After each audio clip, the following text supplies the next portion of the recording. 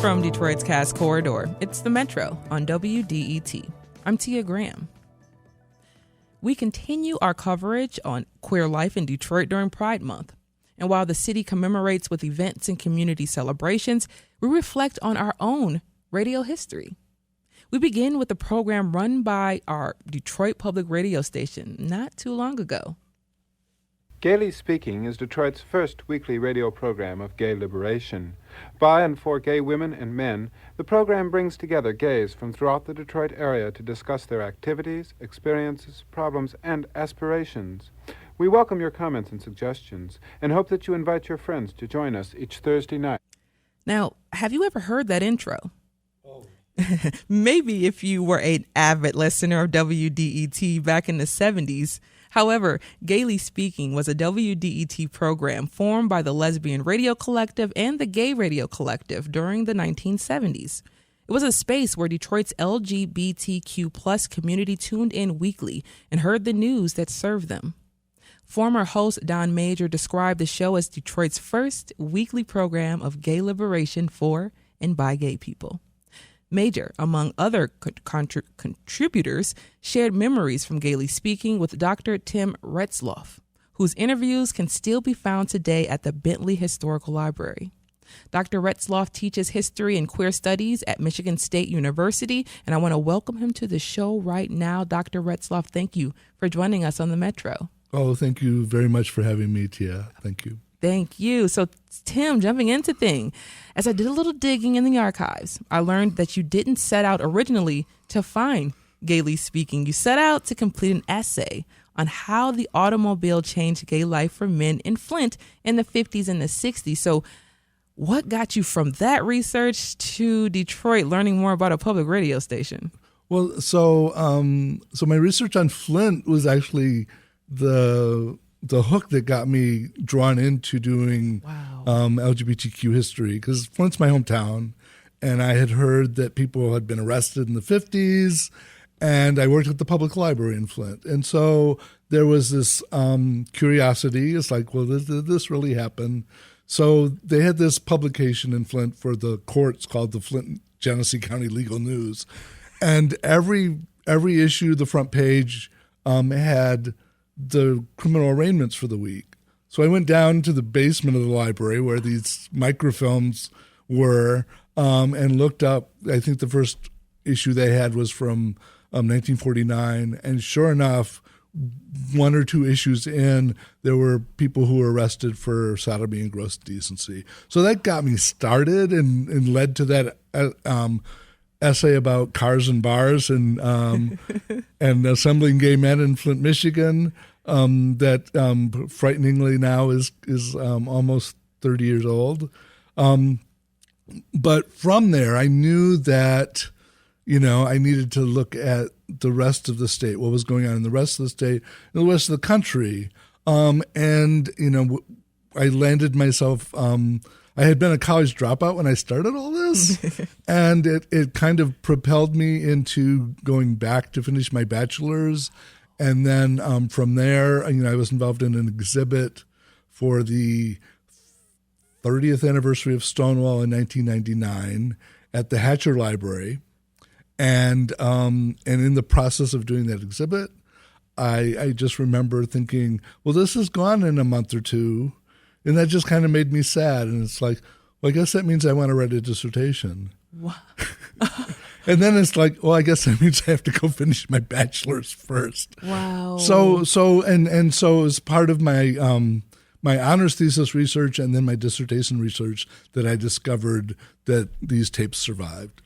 I just find it fascinating that you just having this curiosity, just having this urge to know more about history, and especially about Flint's history, Flint's LGBTQ plus history, led you to not only your bachelor's, but your master's, a dissertation, so many different things and so many different angles in your life. So if you can just sit on that for a moment and how that research, that love for and that curiosity led you to where you are today.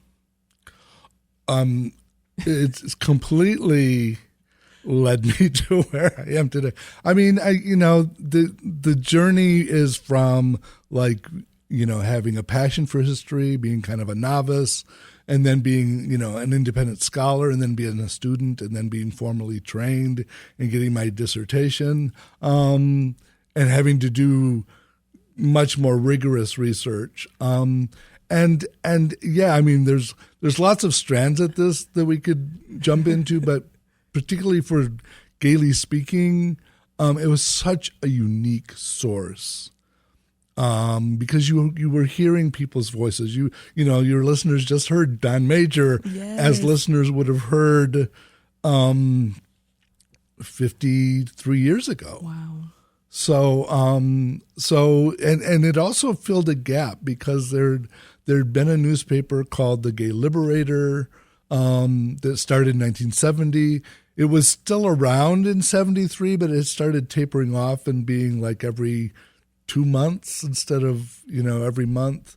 So as someone researching, this kind of filled in some of the years that were missing. And they were not afraid to tackle like broad topics in the community. So we had a brief description of Gaily Speaking in the intro. We heard a little bit about it, but I would love if you could paint the picture for us. It's 1973. Right. WDET and its program is expanding to include LGBTQ plus news and storytelling. What were your thoughts when you began to hear the shows for the first time? Did it feel like you had missed out on something special? Well, I would have been 9 in 1973. So you didn't miss anything. I'm not sure, even up in Flint, I'm not sure I would have known to listen to it or, had a sense of myself at that time. But as a lens into what was going on in that era, it was just as kind of the most militant push of the local movement that came about after Stonewall was starting to moderate. And in some ways, Gaily Speaking, at least in its first few years, was carrying on the liberation impulse. And so there's kind of this tension between whose stories get told. They wanted to tell lots of stories. And one of the things I managed to, so these were on reel-to-reel tapes. So technology has changed. By the time I was going to use them for my dissertation in the 2010s, they were fragile. Mm-hmm. So I managed to get a grant. I got my PhD at Yale, and thankfully Yale has some funds that, my advisor, George Chauncey, was encouraging me to use this money. And then the Bentley matched them. So I was able to get twice as many tapes. So I probably got about 30 of 80 some shows digitized. They just covered a wide range of topics. And I was trying to get a sense of the community at the time. Mm-hmm.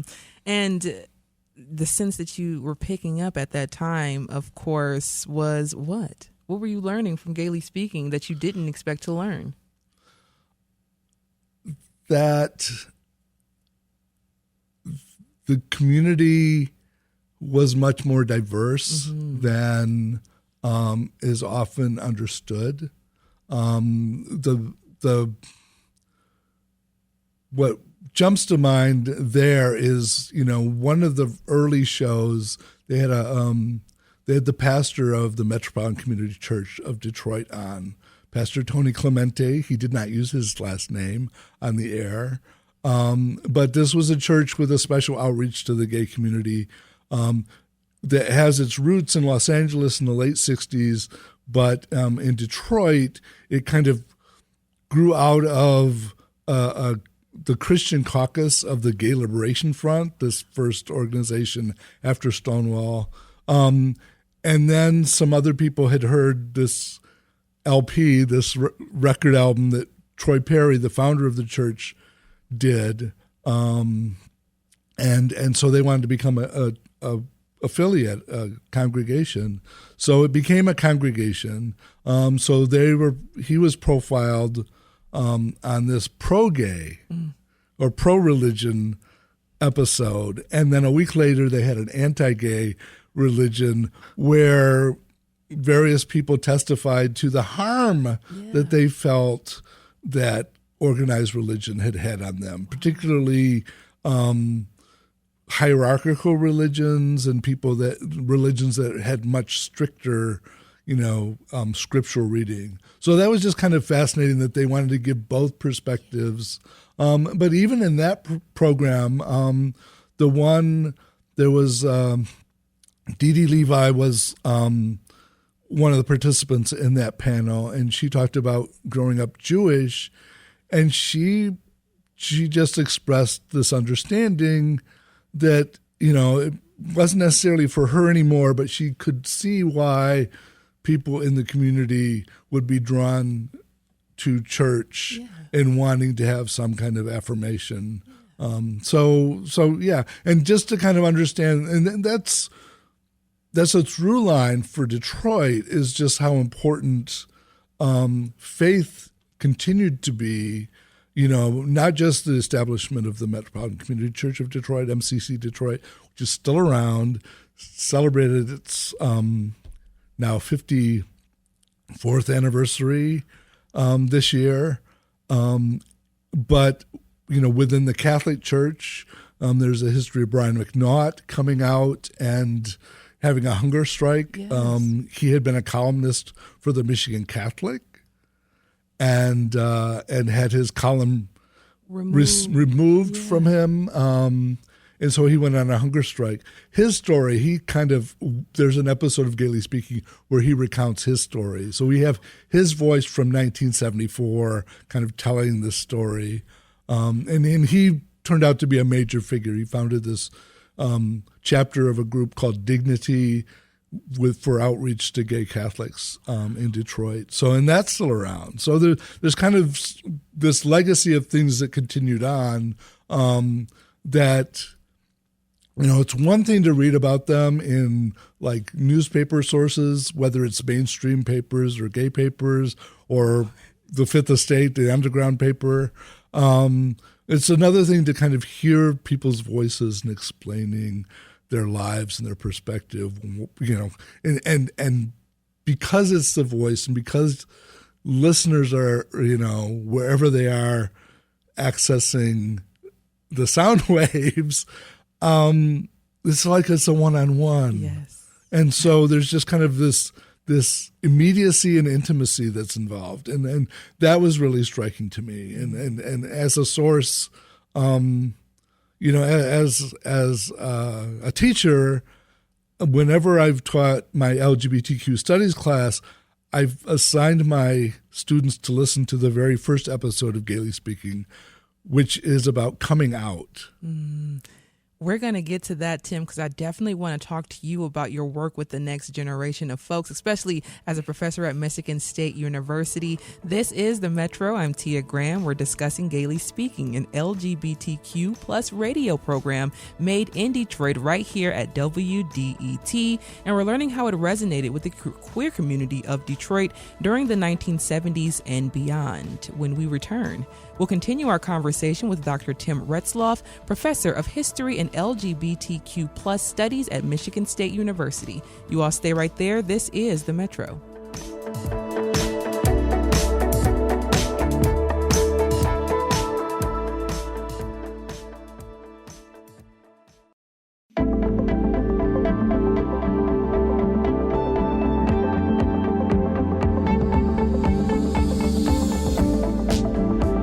This is The Metro.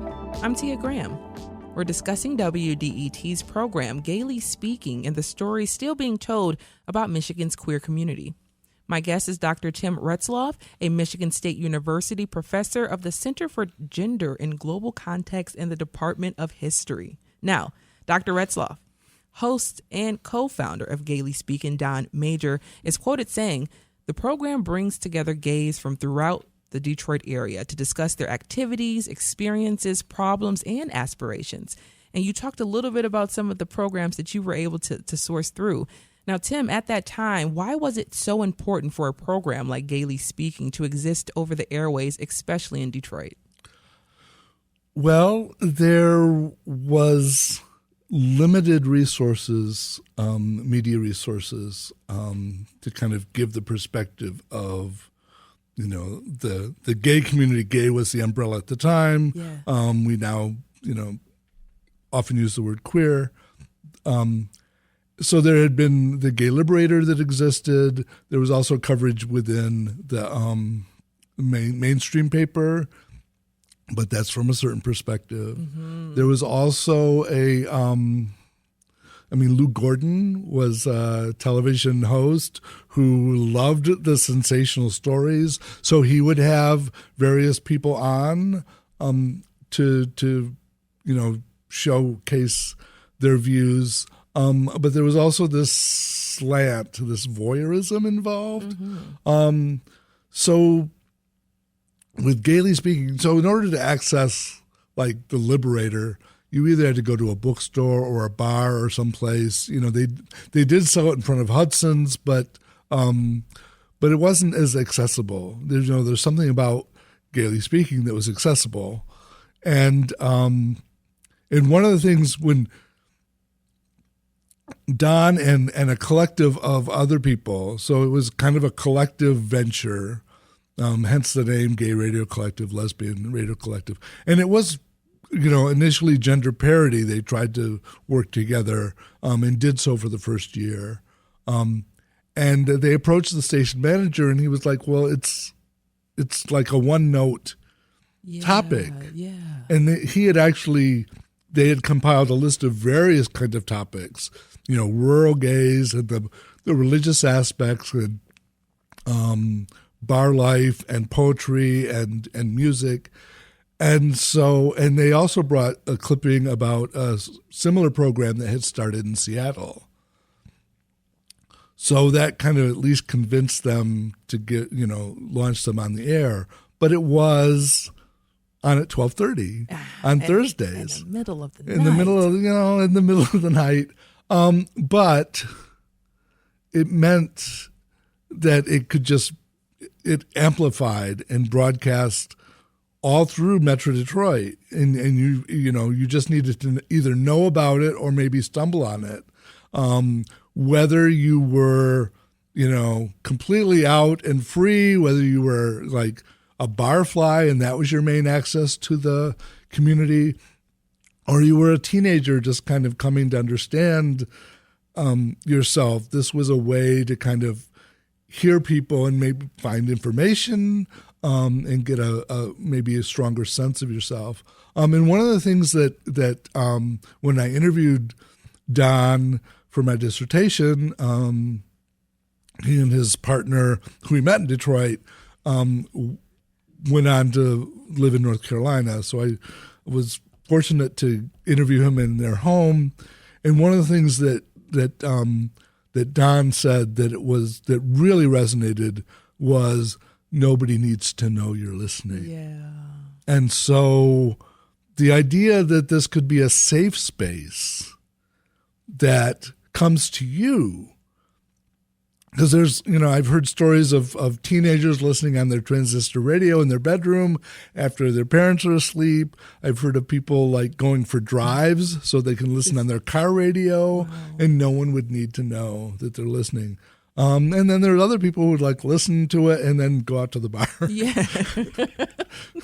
And I'm just at that time when, it's 12:30 at night, the show is once a week, you're hearing it in the dead of night once again. Right. How much of that time slot tells you about what gay people in the city of Detroit, queer people in the city of Detroit were experiencing, especially about being out and proud? Well, a lot of the safe spaces were nightlife. Mm-hmm. Whether it's the bar scene or there was this area right behind General Motors, between Woodward and Cass and then bounded by Milwaukee, and I don't remember what the next, maybe Baltimore. And there were some streets there, and there was a beauty college there, and it became known as the Tot Lot. Please explain. Because these teenagers were not old enough to get into the bar, so they would hang out, and some of them were looking to pick up others, but others were just kind of there to hang out and make friends, and some of the people I interviewed just talked about, there was a similar scene that had started and existed right downtown where the oldest bars were, Farmer and Bates Street, near Cadillac Square, and those were mostly like city kids, and the Tot Lot was actually drawing people in from the suburbs.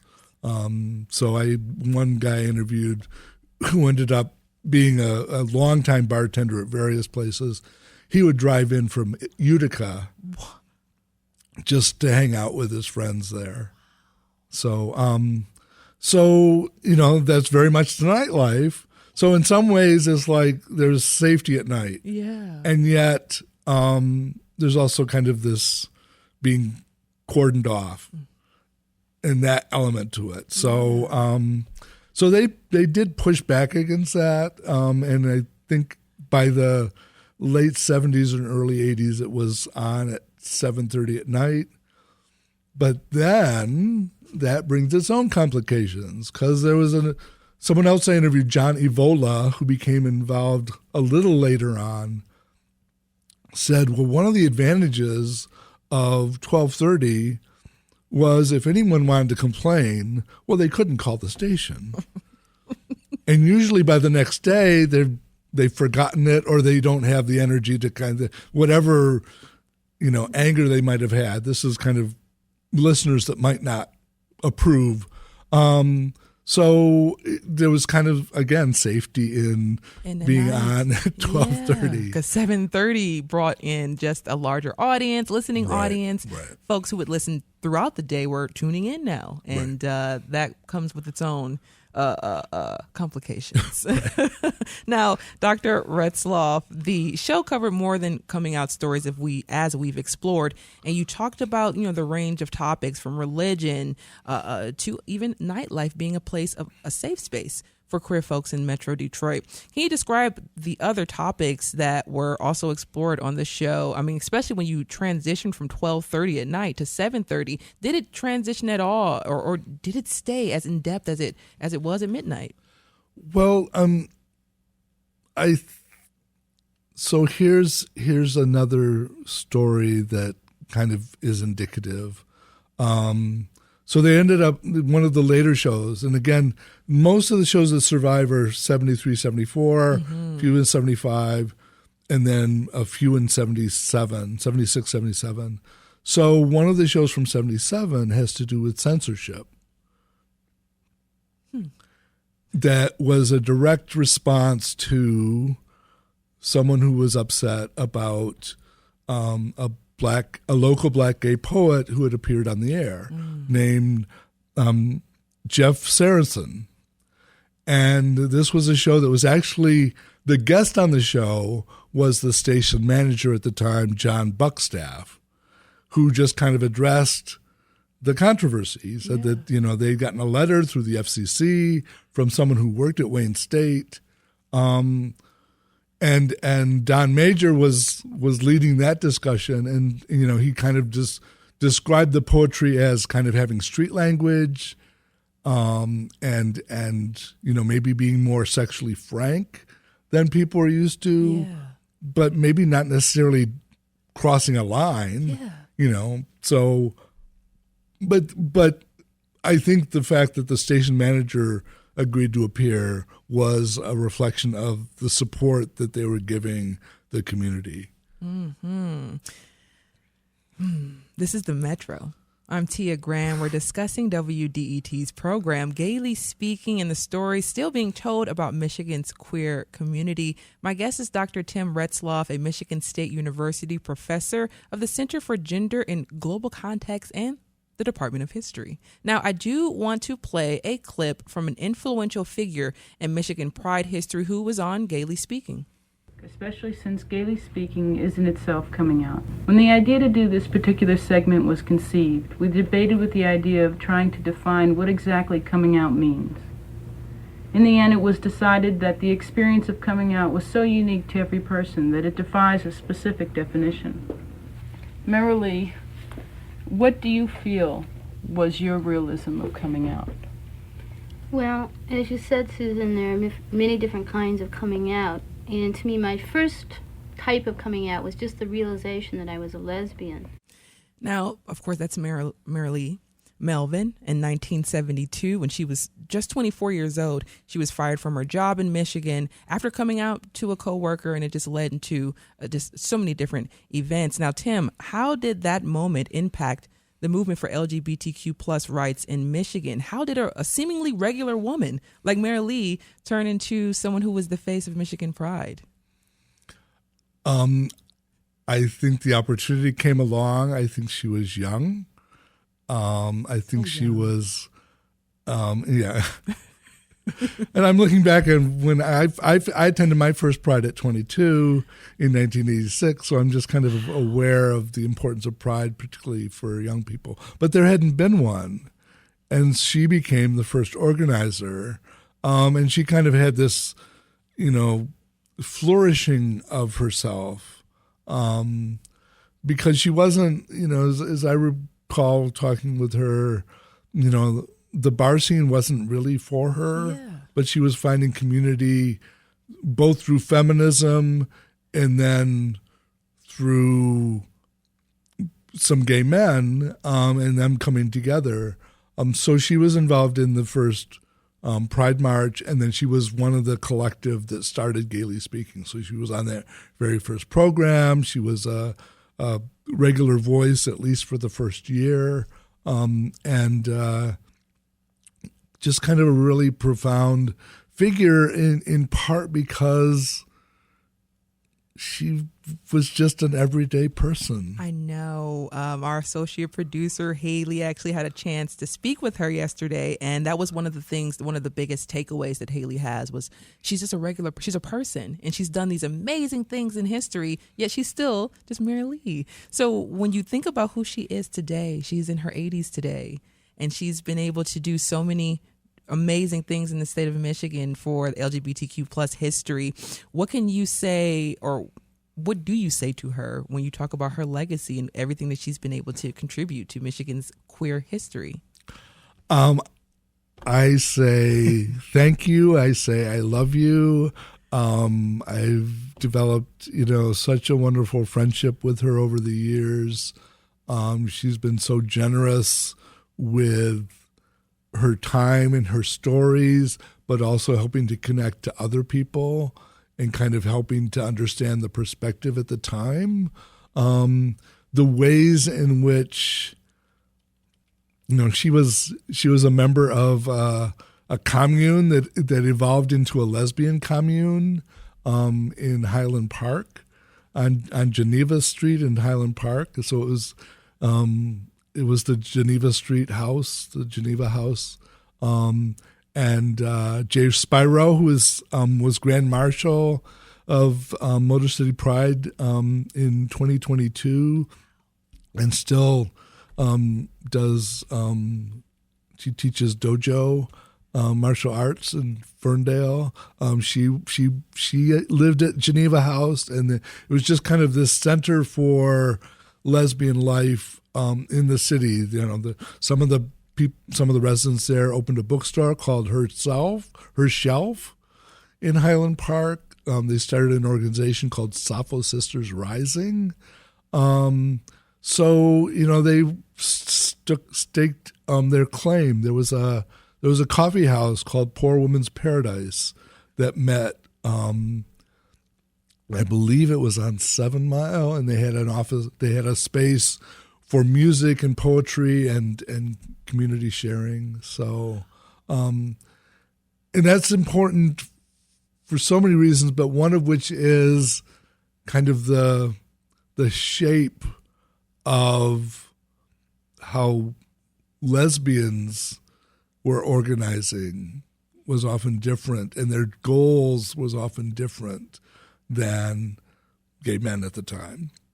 You can argue that's still attention today. It's still attention today, but it's part of the reason why after a year they decided that they would split the show up, and they would have, so the station was not willing to let there be two shows. Yeah. So they came to an arrangement where they would have the Gay Radio Collective do 1 week and then the Lesbian Radio Collective do the next week. And they would still meet and coordinate and talk about what stories, so there wouldn't be a lot of overlap. Gene Colbert still did the news for the Gay Radio Collective, and Greg Turner, who became involved 74, 75, became an honorary lesbian. So there's there was a call-in show in 75 for Pride that he and Amy Fournier kind of hosted and took questions. So there was division, but then there was also cooperation. So it's kind of understanding that both of them were at play, and why were there divisions and when was there cooperation. Those are the kinds of questions, as a historian that I look into. So interesting. So interesting. Now, you celebrated the 40th anniversary of Gaily Speaking on WDET's Craig Foley show. That's back in 2013. What was it like not only to celebrate the 40th, but to do it at WDET? Oh, that was fabulous, in part because there's a whole generation or two who never knew this program was on. Exactly. And it's kind of a delight to be back in the studio.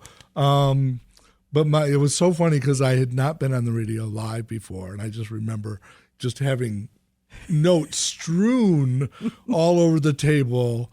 And Marilee was on. She was still living in California at the time. She was on via phone, and Don Major was on via phone, and then Jan Stevenson, who was one of the co-publishers of Between the Lines, was here live to give her perspective, and then Jeffrey Montgomery, who was one of the early organizers with the Triangle Foundation, was also on.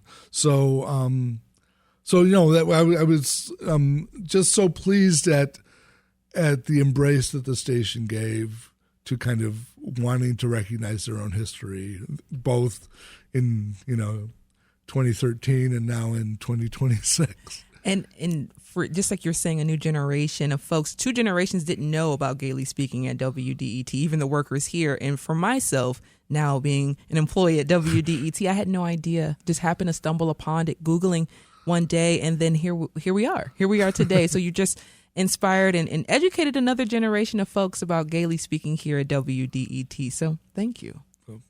Now, when we return, which we will return after this quick break, we'll learn how Michigan's LGBTQ plus history is being preserved one drawing at a time. My guest is Dr. Tim Retzloff, a Michigan State University professor of the Center for Gender in Global Context and the Department of History. This is The Metro.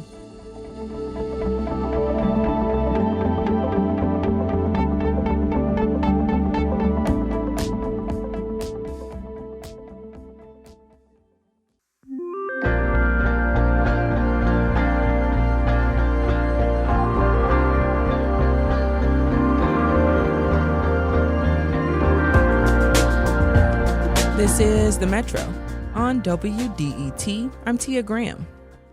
And a little under a year before Gaily Speaking debuted on WDET airwaves, Michigan's first Pride celebration took place. In June of 1972, the Michigan Gay Confederation organized the Christopher Street Detroit 72 LGBTQ plus Pride celebration. The parade marched down Woodward in Detroit. A picnic at Palmer Park and rally speeches all happened that weekend. And all after a week of events at Michigan State, University of Michigan Ann Arbor, and Wayne State University. These historical moments are chronicled in Come Out in Detroit. It is a comic book that highlights Michigan's LGBTQ plus history. It was released in 2022 in commemoration of the first Pride event. The comics were offered to the public for free. My guest, Dr. Retzloff, teaches history and queer studies at Michigan State University, and he worked with Isabel Clare Paul, who is the lead illustrator for the comic. Isabel joins us now. Isabel, welcome to the Metro. Hi, thanks for having me. Thanks for being here. So, Tim, before we get to Isabel, during the 50th anniversary of Michigan Pride in 2020, you released Come Out in Detroit with Isabel. Where did you get the idea to design a comic book to tell Michigan's LGBTQ plus history? So I knew this anniversary was coming up, and I knew that anniversaries are a great, draw. People understand anniversaries. And most people, we talked about generations going by. Most people didn't know that there had been this Pride celebration in 1972 and that there had been one every year since, that it all had its origin there.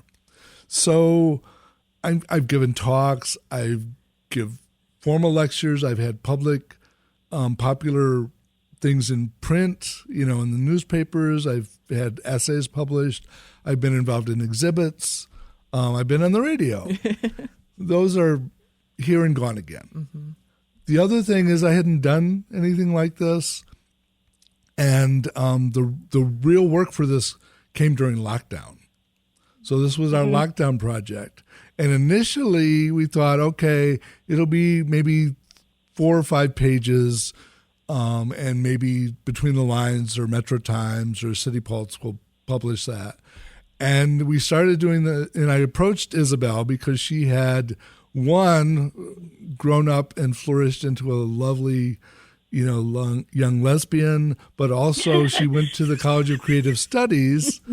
So she was a stunning artist. Yes. So we had some back and forth, and we talked about it, and I wanted to know how much she thought she should be paid, because I didn't want to have a project where she wasn't going to be paid, and one that I wasn't going to be paid, actually. And we realized that 4 or 5 pages wasn't enough. No. And so it's like, oh, well, I guess that we want to do a comic book. And then we did some pricing, and then it kind of turned into this project that we realized, for maybe 12, 15,000, we could get it printed, enough copies to make it meaningful. And that seemed doable. We could do a GoFundMe, we could go for grants, and we could get, and it turned out it turned out to be a really meaningful project on so many levels. So it's the script, I would just note, is all quoted material from oral histories or various press accounts or some diaries or some, minutes for meetings, except for dates and places. But it really is brought to life because of Isabel's illustrations. Now, Isabel, bringing you into the conversation, like we've heard, you came into this as a recent CCS graduate in the middle of the pandemic in 2020. Now, as an illustrator, working from photographs and oral histories that happened well before you were born, maybe even your parents were born, maybe, I'm not sure. How did you draw a moment you'd never experienced?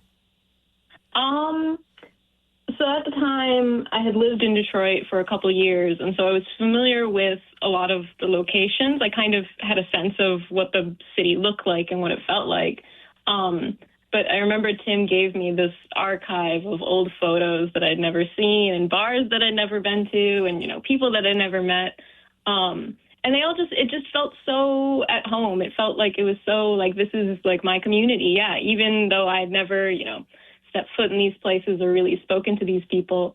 It was just a sense where it's this is still Michigan, this is still Detroit. And so I found it kind of easy to kind of carry that feeling through, in the illustrations at least. It just needed to make sure that it felt like the 70s and not the 2020s. That was one of my questions as I was formulating the script. I thought, well, I wonder how hard it was for Isabel to not bring in that 2020 vibe or that young vibe to the conversation. How much did you work with Tim to make sure that you were in the right time zone or time frame? Tons. We would do we had broken up the project. We were getting about 6, I believe, pages done in like a month or so. And so I would do sketches. I would show them to Tim. We would go back and forth about what needed to get tweaked or altered because it was too modern or it didn't look like Detroit enough, or, make those sorts of adjustments until we landed on something that felt like Detroit, but in the 70s.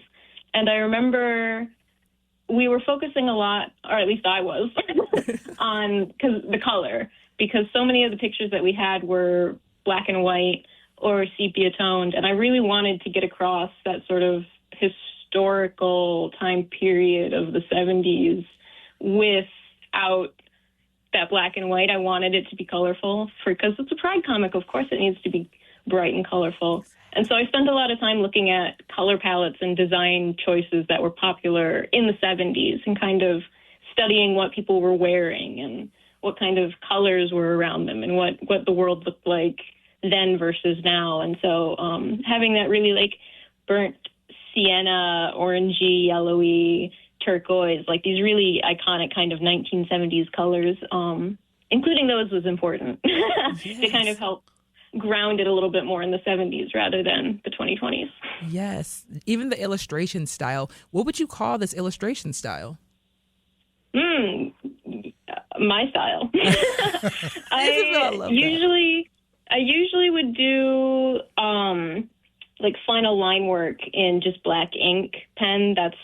Was my medium of choice. That's what I always use for everything. But we wanted it to have that kind of like that color and that texture. And so we ended up using colored pencils. And so we had those underlaid below all of my black ink work to kind of help bring it to life a little bit. But just the hazy sort of really vibrant, it's almost like a kaleidoscope effect, was something that I just thought was so perfect and so fitting for the time period, but then also for the look of the comic as well. It just felt right. So it's art. As long as it felt right, that's all that matters. And it looks like it felt right just based on the cover and the diagrams as well as the illustrations throughout the entire comic book. I mean, it's colorful, it's artistic, and it tells a story and it conveys a message. Now, to both of you, asking this question just about how you were able to figure out what stories were important. In April of 1970, at a rally in Kennedy Square in downtown Detroit, Jim Toy came out publicly. He is considered the first person in Michigan to be documented doing so. He spent the next 5 decades fighting for rights of the LGBTQ plus folks right here in the state of Michigan, but also globally.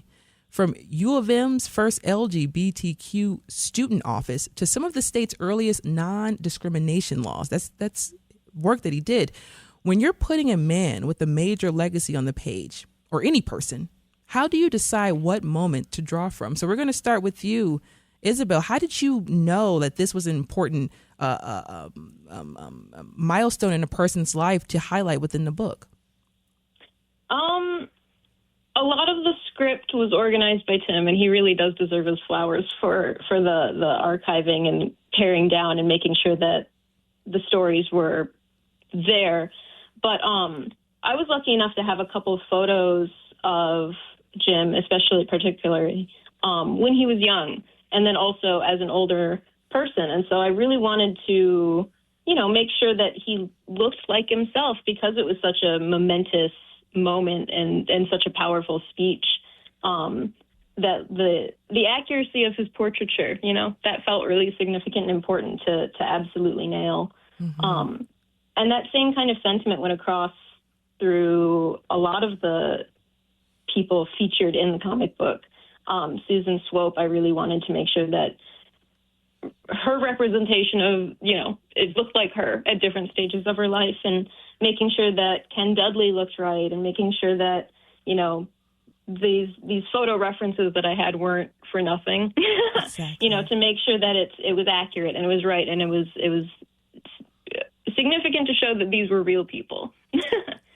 and it's a piece of that. So Jim's role was he was one of the speakers at the first rally, but he's also a narrator So oral history testimony is talking about his role. So when we used oral histories and recording oral histories, we showed them as older people. Mm-hmm.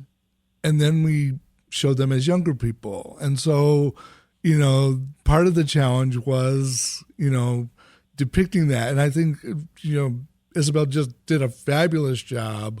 There's a page, there's several pages of different speakers, but there's the page where Susan Swope is speaking and talking about how nervous she was to speak because she was still heterosexually married, and her in-laws didn't know that she was a lesbian, and she thought, if she gives this speech, she's going to be on TV. Yeah. But she decided, she just needs to do it anyway. So there's this page where we show Susan remembering it as an older woman and then as the younger woman.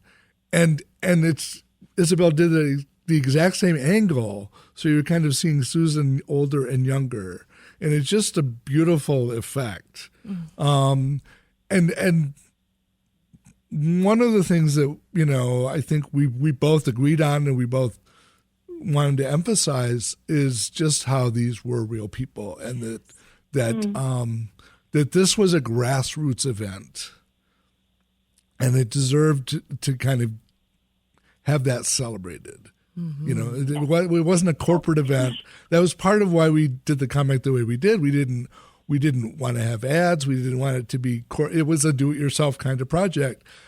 As an example of we can still do it-yourself projects. Sometimes those are the most meaningful. It's like the first Michigan Pride, like in 1972. That was a do-it-yourself attitude, and it turned out 400 plus people marching and connecting throughout the state of Michigan, but throughout Metro Detroit in particular. Now, before I get you both out of here, because we're down to the wire here, and I know, and I want to bring this conversation back to Gaily Speaking and connecting the two because they're both publications that are representing queer identity in Michigan, in the history, and in talking a little bit more about what it meant to be queer in Michigan.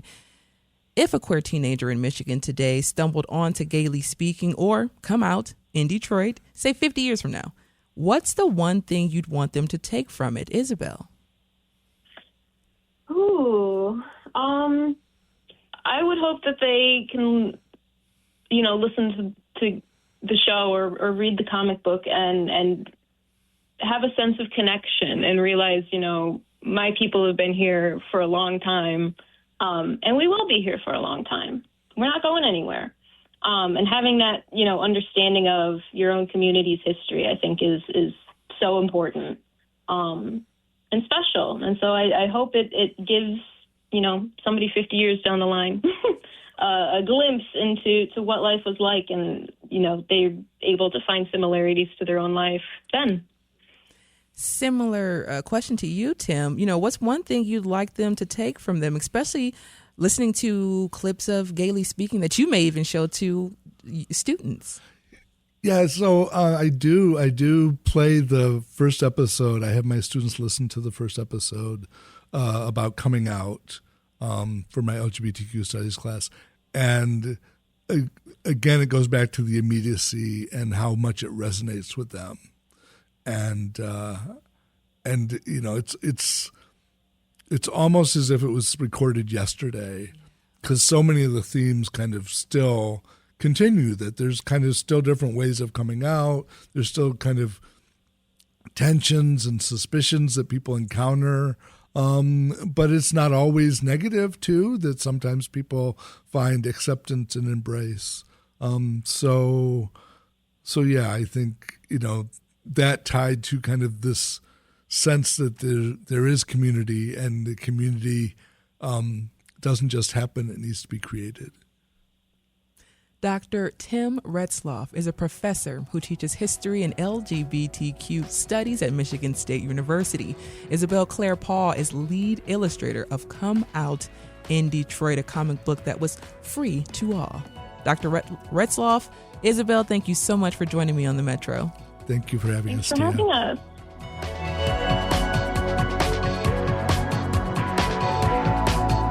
That's it for The Metro. The Metro is hosted by Robin Vincent and me, Tia Graham. It's produced by Sam Corey and Carrie Jr. II. Our engineer today is Nate Bender, and our senior producer is David Lyons. Do you have a question you'd like answered or a perspective you think is missing from the show, The Metro?